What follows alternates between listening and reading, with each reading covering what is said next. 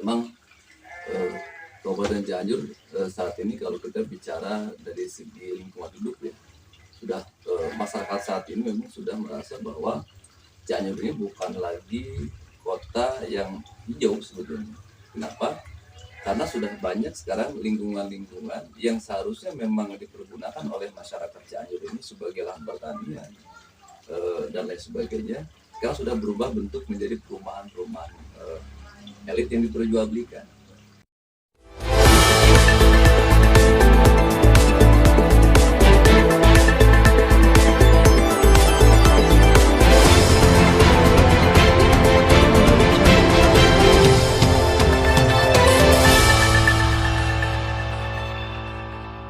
Pemirsa CSM TV, ketemu lagi bersama saya Abah Andri. Kita akan bincang-bincang mengenai berbagai persoalan yang ada di Kabupaten Cianjur. Sore, Pak Dede. Selamat sore, Pak Fendi. Mulai perbincangan kita dengan mereka-mereka. Pak Dede, selamat sore Pak Dede. Sore Bang, sore. Kita akan membahas permasalahan menyangkut dengan lingkungan hidup. Siap. Bagaimana pandangan perhijauan dijadikan lahan perumahan? Mangga silakan Pak Dede. Assalamualaikum warahmatullahi wabarakatuh. Terima kasih sudah diundang ke CSM TV kali ini. Ini sesuatu yang sangat berharga bagi kami untuk sedikit menyuarakan bahwa memang Kabupaten Cianjur saat ini kalau kita bicara dari segi lingkungan hidup ya, sudah masyarakat saat ini memang sudah merasa bahwa Cianjur ini bukan lagi kota yang hijau sebetulnya. Kenapa? Karena sudah banyak sekarang lingkungan-lingkungan yang seharusnya memang dipergunakan oleh masyarakat Cianjur ini sebagai lahan pertanian dan lain sebagainya. Sekarang sudah berubah bentuk menjadi perumahan-perumahan elit yang diperjualbelikan. Nah, sehingga masyarakat yang seharusnya memiliki penghasilan dari sektor pertanian untuk meningkatkan taraf hidup ekonominya sekarang berubah menjadi buruh pabrik dan lain sebagainya. Nah, ini menjadi khawatir ke depan apa yang akan terjadi di Kabupaten Cianjur manakala ini terus-terusan terjadi. Pasti perubahan ekosistem dalam arti sejauh mana sih pengawasan jarang memperhatikan hal tersebut. Nah, kalau kita lihat dari segi kami pun justru sampai saat ini yang kategori dalam konteks media ini belum ada yang seluruhnya berani. Belum ada. Mungkin ke depan mungkin ada yang berani. Tapi saat ini belum ada yang berani menyikapi terkait lingkungan hidup. Nah, menjadi pertanyaan besar, kenapa ini tidak berani? Padahal ini menjadi momen penting sebagai kebijakan pemerintah. Ini menjadi hal yang seharusnya wajar ketika ada sesuatu yang memang di Kabupaten Cianjur ini harus diberitakan, harus dipublikasikan sebagai bentuk edukasi terhadap masyarakat, maka ini menjadi penting. Nah, sampai saat ini belum ada. Artinya mungkin besok ada, mungkin ya kan seperti itu. Tapi kan sampai saat ini juga kita belum begitu 100% ada yang berani seperti itu. Nah, apakah ya kami berharap bahwa yang dianggap tidak wajar ini seakan-akan diwajarkan. Nah, ini kan menjadi momen kita bersama untuk betul-betul serta mengawasi kebijakan pemerintah. Karena punten-punten mohon maaf gitu ya bahwa pengusaha ini datang ke Cianjur yakin erat kaitannya dengan pemerintah. Karena tidak mungkin kalau tidak ada izin, mereka tidak mungkin membangun. Nah, lingkungan ini kan dibangun juga yakinlah sarana prasarananya juga kan salah satunya adalah izin daripada pemerintah. Jadi hal hijau dijadikan perumahan ataupun pabrik, adanya keterkaitan antara yang punya kebijakan tanda kurung adalah pemerintah Kabupaten Cianjur dengan pengembang. Saya rasa seperti itu. Itu dalam konteks pandangan kami ya, dalam konteks pandangan kami. Nah, secara pribadi saya mantap seperti itu. Tapi dalam konteks hal lain terkait ini misalkan memberitakan atau tidak, itu kan kebijakan sendiri, gitu kan. Kita tidak bisa intervensi dengan berbagai hal. Namun disayangkan kalau ternyata kita tidak boleh menutup mata. Tidak bisa menutup mata bahwa di Cianjur ini memang sekarang sudah marak pembangunan perumahan yang mohon maaf dalam tanda kutip ini kan merugikan masyarakat yang lain, Betul. terutama kelas ekonomi ke bawah, kan begitu. Kalau dari pengusaha mereka diuntungkan, Betul. tapi dalam konteks masyarakat dari menengah ke bawah ini mereka sangat dirugikan. Nah, mereka rugi tidak mengatakan rugi. Kenapa? Karena ini kan kebijakan, gitu kebijakan. Jadi sulit bagi masyarakat kecil untuk melakukan kebijakan. Katakanlah penguasa ya, penguasa sulit, sangat sulit. Ya pemirsa, itu pandangan baru pandangan kecil oleh seorang seseorang. Kalau kita mendengar pandangan dari ya, menyangkut lingkungan hidup, sekarang ini mungkin udah jarang ya satu sosial kontrol ataupun kontrol sosial yang menyikapi hal-hal menyangkut lingkungan hidup, terutama penggantian dari areal perhijauan sawah ataupun yang lainnya dijadikan perumahan. Pandangan Kang Pendi selaku aktivis, kenapa nggak greget nih untuk mengkritisi dinas-dinas terkait yang mempunyai kebijakan? Bagaimana itu Kang Pendi? Oke, baik, terima kasih waktu dan kesempatannya juga ini yang tidak lama sudah sejati. Menurut pandangan saya ini ada dua hal yang perlu disampaikan. Pertama, sinergitas antara media dengan para pelaku atau LSM yang mempunyai pengawasan. Ini juga harus ada sinergitas.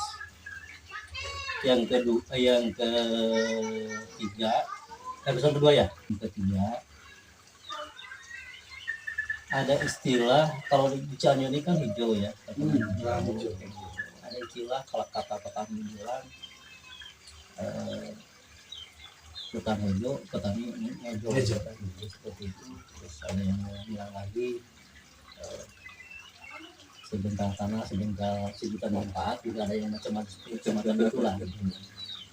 Ini tadi yang terkait dengan Mbak Andri, bahwa ini ada pergantian, itu sudah diatur dalam undang-undang bahwa setiap lahan yang diberikan baik itu lahan pabrik atau kawasan apalah yang untuk industri, itu harus ada lahan pengganti, dan itu sudah diatur dalam undang-undang tiga kali lipat.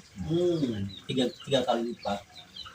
Nah, jadi itu harus ada pergantiannya, tapi di dalam konteks ini harus gregetnya itu juga nyatanya juga harus ada. Jadi bukan hanya sebatas kertas bahwa ini sudah ada pengganti gitu. Maksudnya penggantinya di mana? Jadi ini juga pemerintah juga tidak membuka seperti itu kan. Ya, ini tidak membuka. Ya, kami sebagai bahan evaluasi kajian juga harus ada database yang semacam itu. Apakah ini hanya sebatas wacana atau menindakbobokan?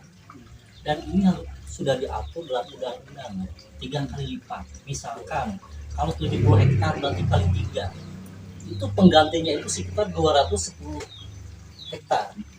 Ini undang-undang. Nah, kalau melihat kepada good governance, pemerintahan yang bersih, ini harus mengacunya ke sana. Pemerintah itu membuka mata, membuka hati di situ. Ini sudah terbuka lebar. Dan ini bukan rahasia umum lagi, ini sudah terbuka. Ini siapa yang yang bertanggung jawab? Pertama, leading sector. Ya kesananya kebijakan pemerintahan. Dalam ini bupati. Saya dalam gurunya bupati, bukan siapa-siapanya. Nah, ini ada lagi ke bawahnya lagi mengenai masalah hijau. Di sini kan ada dinas terkaitnya. Ini kegregetan dinas terkait ini sejauh mana? Ya kita sebagai sosial kontrol terus kita mengganggu. Cuma ketika ada lahan yang dijadikan pabrik atau dijadikan apalah itu bentuknya perusahaan yang sifatnya menghasilkan, itu kan lahannya kan masuk ada PAD, penghasilan pendapatan daerah. Kita ini juga poekan seperti itu. Nah, kami justru mendorong. Nah, ini antara media, maaf ini juga kebetulan ada media dengan tim lembaga khusus sosial kontrol ini harus bersinergi. Jadi kita jangan sampai dipecah belahkan Dari orang mah gitu Kang, Betul, betul. ketika mengkritisi suatu kebijakan arahnya ke sana loh. Nah, gini Pak Pendi, saya banyak masukan dari kawan-kawan aktivis juga. Apakah pemerintahan Kabupaten Cianjur itu emang tidak punya denah mana lahan yang wajib jadi pengembang ataupun dijadikan perumahan? Apa bagaimana itu Pak Pendi? Kan harusnya nih pemerintahan daerah itu harusnya tahu mana lahan yang wajib dijadikan areal perumahan ataupun pabrik, mana yang enggak. Pandangan Pak Pendi bagaimana? Itu sudah jelas ada.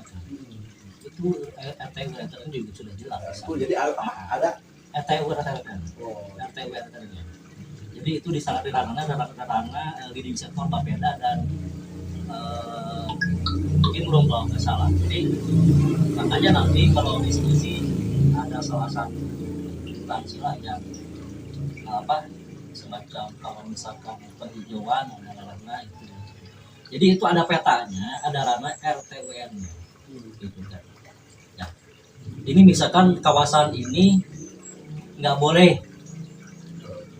boleh dijadikan, ini tetap aja karena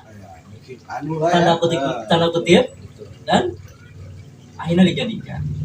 Kan sekarang bisa di istilahnya disulap gitu kan. Jadi gitu kan. Ini salah satu contoh begini kan. Pembangunan. Ini sudah jelas pembangunan ini belum ada izin. Mendirikan bangunan itu belum ini. Tapi itu sudah dilaksanakan. Nah, saya mau nanya Pak Pendi supaya mungkin pendengar pemirsa NCSN TV lebih paham. Siapa itu yang memberikan izin perumahan, dinas mana? Kalau untuk izin perumahan ini sudah diatur di dalam peraturan, kan sudah diatur dalam peraturan. Izin perumahan itu adalah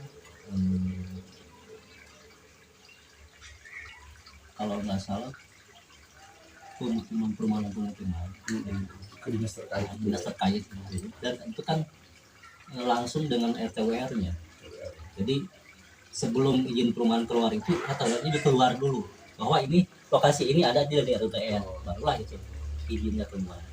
Terus sebelum izin keluar itu, apakah harus ada izin lingkungan dari masyarakat? Oh iya jelas. Jadi pemirsa ternyata areal-areal perumahan ataupun para pengembang selama ini yang saya tahu di lapangan tidak begitu mempedulikan izin lingkungan masyarakat. Ternyata harus, kata Kang Pendi sebagai aktivis. Terus Kang Pendi, udah berapa persen sih lahan areal penghijauan ataupun areal persawahan dijadikan areal perumahan dan pabrik Pak Pendi? Udah sejauh mana nih Pak Pendi?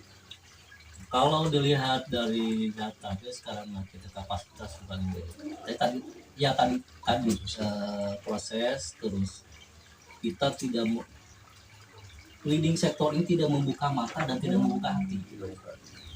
Jadi Cianjur rek baju kumaha antara kedua belah pihak, antara media, sosial kontrol, pemangku kebijakan di sini bareng. Jadi entong pak kewe jadi ini yang terjadi. Bahkan terkesan justru menutup-nutupi ya kan. Nah ini Ada kesan ya. makanya dengan workshop ini, talk show ini, dialog sore ini saya sangat setuju sekali. Dan ini tadi dikatakan Kang Dede mengedukasi juga depannya. Yuk kita duduk bareng, maksudnya ngobrol bareng, membuka bareng, database bareng. Karena tidak ada yang mau harus ditutup-tutupi di Cianjur ini. Oke, Pak Pendi, Pak jurnalis, saya bertanya kedua pihak. Pandangan jurnalis bagaimana, pandangan aktivis bagaimana. Peran serta nih politik dalam tanda kurung adalah para anggota dewan. Itu komisi berapa dan fungsinya apa sih selama ini kelihatan? Maaf nih kawan-kawan dari anggota dewan, kelihatan belum geredek, ataupun apakah emang selama ini tidak tahu, apa tahu tapi dibiarkan? Bagaimana pandangan kawan-kawan ini? Mangga dari jurnalis dulu. Oke, jelas ya diatur kalau DPR itu fungsinya ada 3 hal, yaitu pengawasan, terus perizinan, budgeting ya, budgeting. Sebetulnya di Cianjur ini dikembalikan asal sosial pengawasan dari yang tadi dikatakan ini berjalan, sebetulnya Cianjur ini selesai kan? Selesai ya di Cianjur ini, tidak ada, maaf, bukan tidak harus ada misalkan NGO ini, Betul. LSM ini, bukan. Ini ketika ini serius, si DPR-nya ini sudah selesai sebetulnya di Cianjur, karena 3 fungsi ini sudah sangat kekuatan, sangat luar biasa. Ya makanya ketika muncul ada NGO, nah kita hanya sebatas kapasitasnya itu terbatas kan. Kita tidak seperti apa yang seperti penyelidikan, atau kita hanya mengawasi, ya, sama sih gitu. Nah, untuk masalah perizinan ini kan masuknya, kalau ini komisi 1 ya, komisi 1.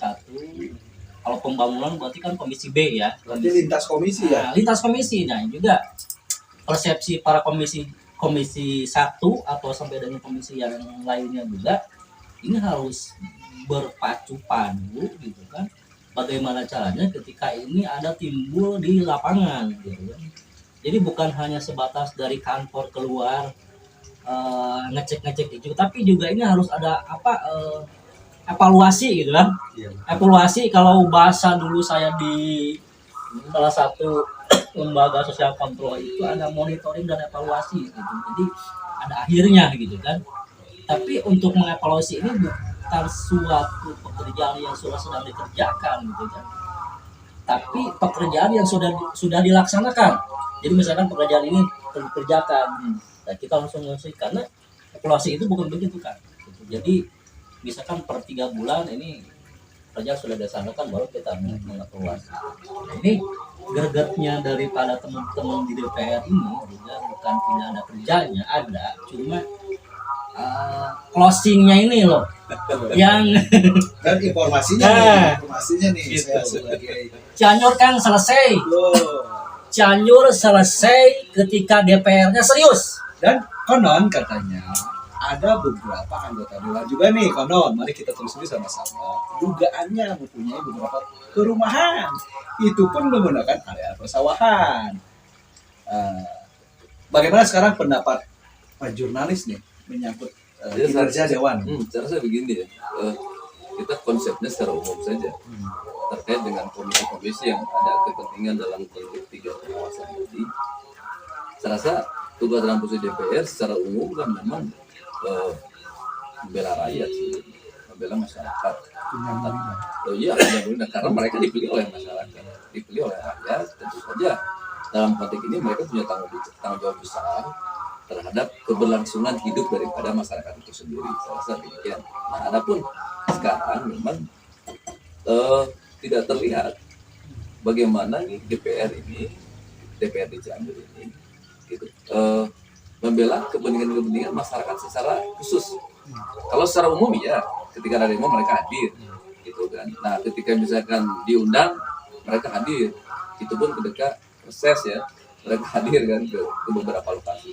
Tapi secara khusus belum ada kebijakan-kebijakan sesuai dengan tugas dan fungsi mereka terkait dengan pembelaan terhadap masyarakat dalam hal lingkungan hidup, dalam hal pengawasannya gitu kan. Mereka tidak tahu, masyarakat yang sekarang terisolir karena adanya pembangunan itu, tahu tidak mereka hidupnya seperti apa, kehidupan ekonominya seperti apa, mereka tidak tahu. Yang mereka tahu itu bahwa ini menjadi perumahan dan mereka mendapatkan ganti rugi. Nah, sementara mereka secara tidak langsung mereka kan tidak tahu, secara langsung mereka tidak tahu kehidupannya seperti apa. Nah, justru mengkhawatirkan, justru kepercayaan masyarakat ini sebetulnya semakin lama ini semakin berkurang terhadap DPR ini. Ya, pemirsa, pemerintahan kita udah sikapi, anggota DPR kita udah sikapi, kita pun jangan lupa kepada oknum-oknum yang punya tanah dan punya lahan. Kalau bisa, janganlah diperjualbelikan untuk area perumahan.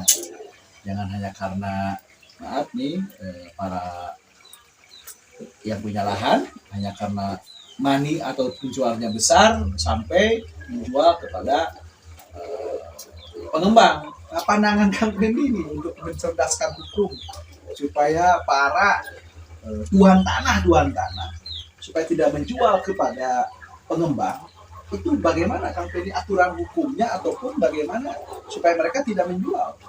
Jadi selama ini emang banyak juga di daerah Cianjur itu lahan persawahan dimiliki oleh orang yang bukan masyarakat Cianjur. Nah, yang sekarang mengeluh itu terutama para petani penggarap. Bagaimana solusinya nih? Pandangan Kang Fendi, pandangan Kang Dede. Oke, di sini adalah yang harus nomor satu itu adalah peraturan kan. Ya. Peraturan ini harus diberatkan. Ya. Jadi peraturan ini jangan mencela-mencela gitu. Betul. Ada istilah di atas meja dan di bawah meja. Betul. Ini yang lemahnya, maaf, di kita itu.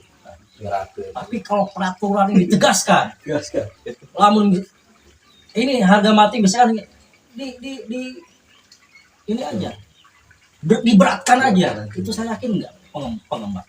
Balik lagi kepada eksekutif yudikatif. Ini yang punya kebijakan itu kan. Gitu. Makanya peraturan ini harus ditegaskan. Beratkan saja karena ini dampaknya erosi atau macam juga kan. Kita harus jangan berbicara kita saat ini tapi bagaimana anak cucu kita nanti. Nah, ini juga para pelaku-pelaku termasuk pegiat-pegiat sosial, lingkungan itu kita bahu membahu bagaimana caranya Cianjur ini.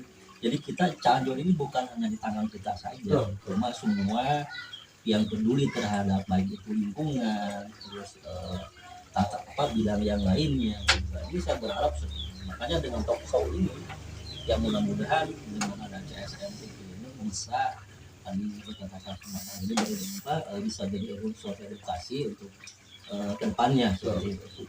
Pandangan Pak jurnalis nih tadi terkait tuan-tuan tanah yang hanya karena untuk cari keuntungan menjual ke para pengembang. Bagaimana nih tanggapan dan harus bagaimana nih? Begini simpel ya sebetulnya ini kan kembali apa yang dikatakan tadi bahwa peran serta eksekutif ini menjadi penting terkait dengan aturan yang pemberatan terkait dengan pelanggaran atas aturan tersebut. Namun demikian tentu selain daripada aturan itu juga pemerintah harus memberikan solusi. Kenapa tuan tanah yang ada di Kabupaten Cianjur, bahkan mungkin bukan Cianjur saja, tapi banyak lokasi ya, mereka menjual. Pertama karena memang dari segi ekonomi mereka lemah. Artinya ketika ekonomi melemah, mereka tidak ada solusi dari pemerintah untuk meningkatkan ekonomi itu sendiri. Salah satunya adalah menjual aset. Apalagi misalkan, nah si pembeli ini mereka mengiming-imingi dengan harga yang cukup tinggi, gitu kan, sehingga mereka tergiurlah untuk menjual daripada asetnya. Cuma yang disayangkan bahwa ternyata pembeli aset-aset ini, pembeli tanah-tanah ini, kebanyakan kan bukan warga Cianjur. Banyak warga yang dari luar kota. Yang jadi persoalan, kenapa mereka begitu mudahnya mendapatkan, membeli di wilayah Cianjur, sementara orang Cianjur itu sendiri akan dikemanakan ketika tanahnya sudah dikuasai oleh pihak luar. Maka kembali tadi, ternyata mereka kan memang pengusaha sebetulnya. Nah, pengusaha-pengusaha ini membeli dari harga murah, diendapkan beberapa tahun kemudian, gitu kan, dengan harga menjadi mahal, mohon maaf. Nah, karena masyarakat sudah tidak bisa, maka dibuatlah semacam perumahan, gitu kan, semacam tempat-tempat usaha yang lain, gitu. Nah, masyarakat yang sudah menjual ini sekarang jadi sengsara. Harapan satu-satunya adalah kebijakan daripada pemerintah, kan gitu. Nah, kembali ke kebijakan pemerintah harusnya memberikan solusi. Ketika masyarakat Cianjur sekarang, mohon maaf, dalam kategori mungkin banyak yang kurang mampu ya, saya katakan demikian ya, banyak yang kurang mampu dalam tanda kutip ya. Nah, solusi yang terbaik seperti apa? Nah, pemerintah sampai hari ini belum ada solusi untuk itu. Ya, jadi pemirsa, ternyata pandangan saya pribadi yang harus sadar hukum itu ternyata anggota DPR harus sadar hukum, eksekutif harus sadar hukum, dan masyarakat harus sadar hukum. Karena permasalahan lingkungan hidup, terutama area-area hijau dijadikan lahan-lahan pabrik ataupun perumahan, itu berdasarkan kesadaran hukum. Kalau masih saja eksekutif, yudikatif, dan masyarakat tidak sadar hukum, sampai kapanpun areal lahan hijau akan terus dijadikan perumahan. Begitu kan, Mbak? Betul. Terakhir nih, motivasi apa supaya lahan areal hijau di Kabupaten Cianjur terselamatkan? Pandangan jurnalis dan pandangan KP ini sebagai aktivis bagaimana? Saya rasa begini ya, ini bukan solusi, tapi ini menjadikan sebuah motivasi terhadap pemberi kebijakan. Dalam hal ini adalah tentu saja pemerintah Kabupaten Cianjur berikan solusi terbaik untuk masyarakat, luaskan lapangan pekerjaan, jangan dipersulit, jangan hanya wanita yang dipermudah, tapi kaum pria pun harus dipermudah. Kenapa? Karena dengan mereka bekerja, maka taraf hidup secara ekonomi mereka akan terbangun dengan sendirinya. Bahkan mereka insya Allah tidak akan menjual aset, manakala ekonominya berjalan dengan lancar, makmur. Itu salah satunya adalah buka lapangan pekerjaan sebaik mungkin. Jangan bicara begini, yang diterima itu, maaf, dalam tanda kutip, ada bermain di belakang, ada oknum yang masukkan orang yang mau bekerja dan sebagainya. Sementara yang lain kan tidak. Solusinya adalah buka lapangan pekerjaan dengan baik, berikan edukasi terhadap masyarakat bahwa penting menjaga lingkungan, jangan sampai masyarakat dengan mudahnya menjual aset-aset ini ke orang-orang asing, baik itu orang Cianjur maupun luar Cianjur. Saya demikian.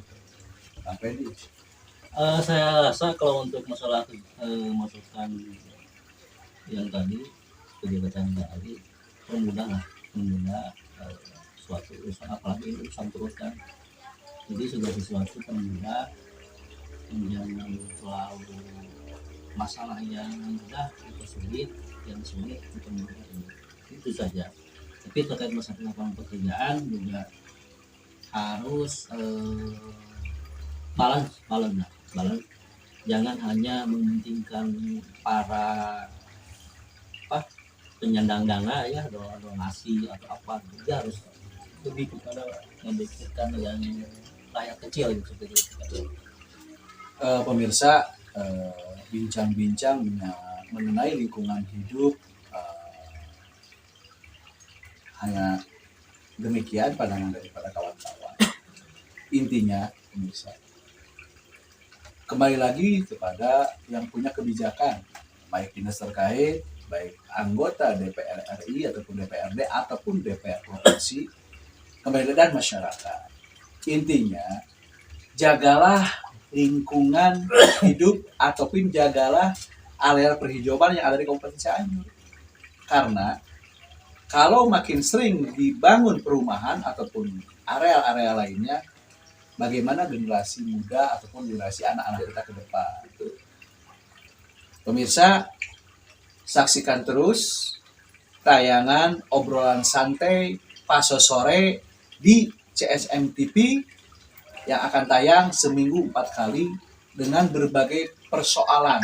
Dan insya Allah ke depannya kita akan berusaha menghadirkan dinas-dinas terkait mengenai isu lingkungan hidup ataupun isu lingkungan ini. Demikian pemirsa. Assalamualaikum warahmatullahi wabarakatuh. Waalaikumsalam. Hotel room tango